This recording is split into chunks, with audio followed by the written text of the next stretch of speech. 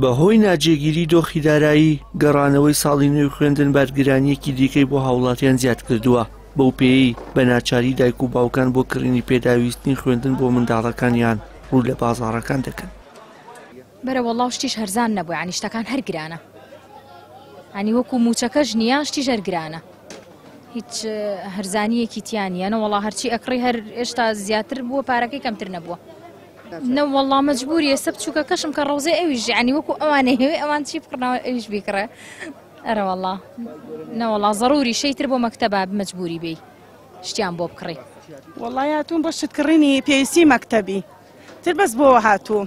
وەڵای لە خۆ بگریتەوە ئەبێ لە خۆمی بگرمەوە بۆ مناڵەکەم شتی بۆ بکڕم، پێویستی ئەو چارە سەرکەم، هی خۆم قەی ناکەم.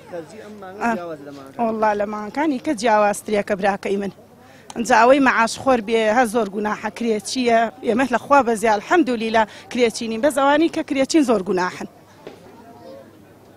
ساڵانی پێشتر بەر لە دەستپێکردنەوەی پرۆسەی خوێندن و هەربۆنێک بازاڕەکان جمەی داهات و بازاری دوکاندار و دەستگێڕەکانی زیاتر دەبوژایەوە، بەڵام ئێستا ئەوانیش داد و پێدادیان و دەڵێن بازار وەستاوە. وەزی خەڵک باش نییە، بێمەعاشەیە، تر بازارش خۆی نییە، بازار وەساوە. ساڵان ئەم وەختانە بابەتی مەرەمەکتە بەرناکەم. ئێستا لە چاو 2 ساڵ 3 ساڵەم و پێشە زۆری فەرق کردو. وڵی قەرز نییە، ئەگەڕێ بۆ شتێک بە 500 دینار بێ، بە 1000 دینار بێ، شتێکی بێنێت 4000 5000 بێ بە دەفتەرێ.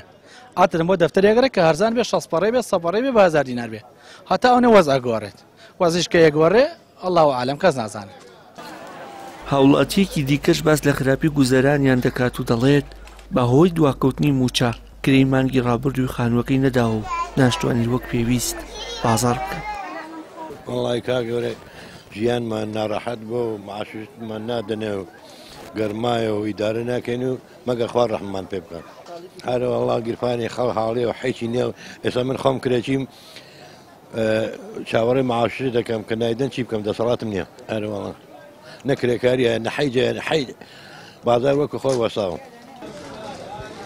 لە ساڵی 2014ەوە بەهۆی گەندەڵی هاتنی چەکدارانی داعش و هەنگاوی ئابووری سربەخۆشە پۆلی کۆڕۆنا دۆخی دارایی حکومەت تێکچوو. تا ئێستاش هەوڵێکی جدی بۆ چارەسەرکردنی ئەم قەیرانانە نابینرێت و وەک هەمیشە قوربانی یەکەم هاوڵاتیان. وشێر محەممەد، کەناڵی ئاسمانی پەیام، سلێمانی.